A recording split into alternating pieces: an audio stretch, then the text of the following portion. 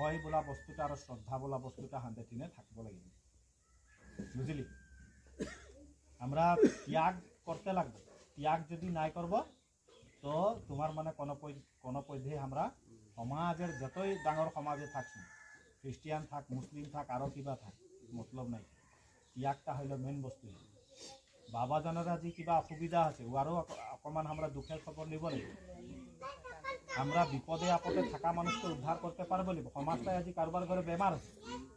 হ্যাঁ ওকে আমরা 2-1 টাকা নিজের দক্ষিণা দিয়ে কোনো ওকে আমরা চিকিৎসার ব্যবস্থাটা করতে লাগবে তবে হ্যাঁ সমাজটা আগবাড়বে এনে আর তোমার মানে ও বেমার হইল ঘরে বসে আহি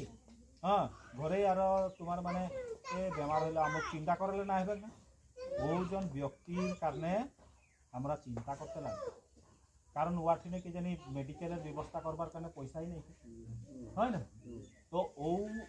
বস্তুটা যখন আমরা অকমান চিন্তা করবো না 10 টাকাই হোক